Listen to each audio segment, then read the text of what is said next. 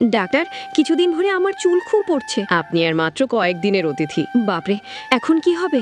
আমার তো এখনো বিয়েই হয়নি। এই পাগল আবার পালাচ্ছে। আরে ছাড়ো, আমাকে ছাড়ো। এই পাগল নিজেকে ডাক্তার ভাবে।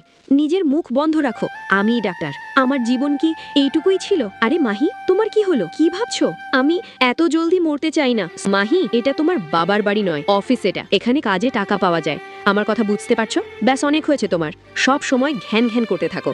দেখো, আমি আমার কাজ শেষ করে ফেলেছি। এখন আমার সামনে থেকে সরো। মাহি, তুমি খুব বেপরোয়া হয়ে যাচ্ছ। তোমাকে আমি উচিত শিক্ষা দেব। আরে কিসের শব্দ? মাহি, তোমাকে আমি ছাড়বো না। স্যার, শান্ত হন। আজ বস আসছেন। বাপরে, আমার তো মাথা ঘুরছে। আরে স্যার, কি হলো? আসুন স্যার, আপনাকে স্বাগত। আজ প্রথমবার আমি অফিসে এসেছি, কিন্তু আমি বস হিসেবে যাব না। আমি অফিসে প্রথমে একজন কর্মচারীর মতো ঢুকবো।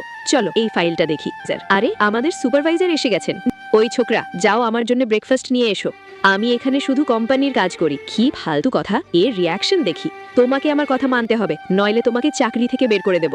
ওই পাগল লোক, তুমি আবার সবাইকে বিরক্ত করছো। নিজের স্বভাব বদলাও। সরি মাহি সাহেবা, তুমি বারবার এমনটাই করো। মাহি সাহেবা, আপনার কি কিছু লাগবে? না, আমার কিছু লাগবে না। এখন যাও এখান থেকে। বসকে উদ্দেশ্য করে চলো, আমরা কিছু খেয়ে আসি। তুমি এত সাহসী কিভাবে? তুমি ওর মুখ বন্ধ করে দিলে। মাহি, ও এই জন্যে চুপ হলো কারণ ওর কিছু দোষ আছে। কি দোষ? ও কর্মচারীদের নিজের চাকর মনে করে। কিন্তু তোমার টেনশন করার দরকার নেই।